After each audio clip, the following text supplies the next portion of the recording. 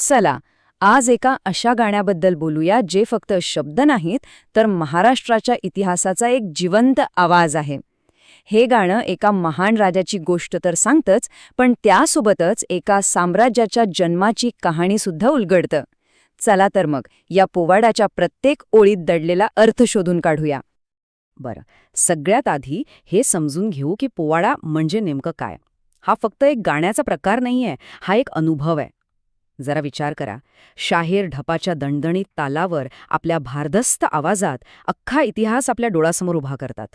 थोडक्यात काय तर पोवाडा म्हणजे इतिहासाला जिवंत करण्याची एक भन्नाट कला.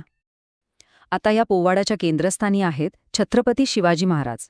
पण गंमत अशी आहे की हा पोवाडा फक्त त्यांच्या पराक्रमाबद्दल बोलत नाही, तर त्यामागच्या मूळ विचाराबद्दल बोलतो. त्या एका संकल्पनेबद्दल ज्यावर एका पूर्ण साम्राज्याचा पाया रचला गेला. आणि इथेच या पोवाड्याची सुरुवातच खूप जबरदस्त आहे.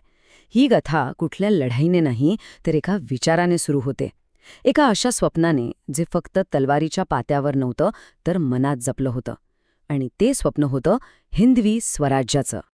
म्हणजे लक्षात घेण्यासारखी गोष्ट ही आहे की स्वराज्य हीच या पोवाड्यात वर्णन केलेल्या प्रत्येक गोष्टीमागची मूळ प्रेरणा होती.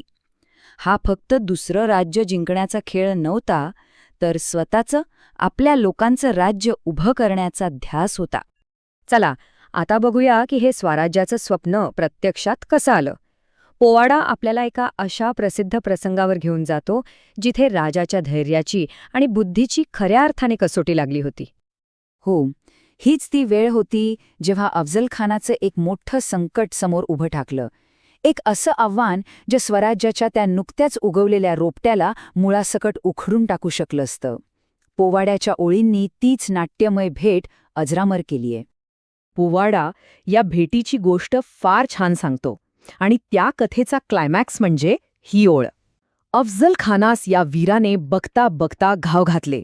बघा, किती सोप्या शब्दात पण किती प्रभावीपणे हा क्षण डोळ्यासमोर उभा केला आहे. आणि हे वर्णन पहा, किती शक्तिशाली आहे.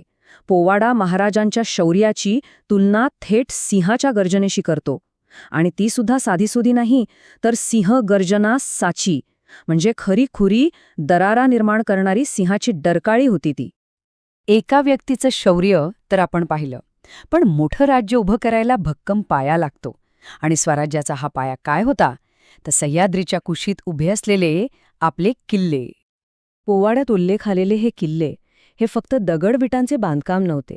हे तर स्वराज्याच्या पायाभरणीचे आणि विकासाचे जिवंत प्रतीक होते.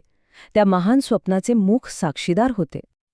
आणि मग येतो तो सर्वोच्च क्षण, जेव्हा स्वराज्याचं स्वप्न प्रत्यक्षात साकार होतं. रायगडावरचा राज्याभिषेक. पोवाडा त्याचं वर्णन आनंदाची वर्दळ असं करतो.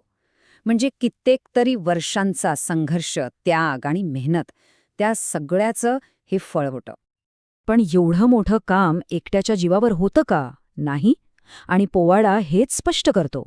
राजाची खरी ताकद त्याचं शौर्य तर होतंच, पण त्याहून मोठी ताकद होती ती त्याच्या सोबतच्या लोकांची. बघा, पोवाडा दोन गोष्टींवर अचूक बोट ठेवतो. एका बाजूला आहेत जिजाऊंचे संस्कार, ज्यांनी स्वराज्याचं बीज मनात रोवलं, आणि दुसऱ्या बाजूला आहे मावळ्यांचं प्रेम आणि निष्ठा, ज्यांनी ते बीज जपलं आणि वाढवलं. आणि या मावळ्यांच्या त्यागाचं सर्वोच्च उदाहरण म्हणजे तानाजींची कथा. पोवाड्यातली ती एकच ओळ, प्राण गेला पण गडकिल्ला आला, सगळं काही सांगून जाते. अक्षरशः स्वतःच्या प्राणांची आहुती देऊन त्यांनी स्वराज्याचा दीप तेवत ठेवला.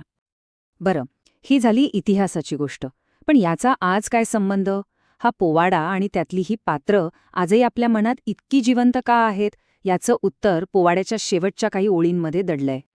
पोवाडा सांगतो की एक नाव असं होतं की मोठमोठ्या सत्ताधीशांनाही धडकी भरायची.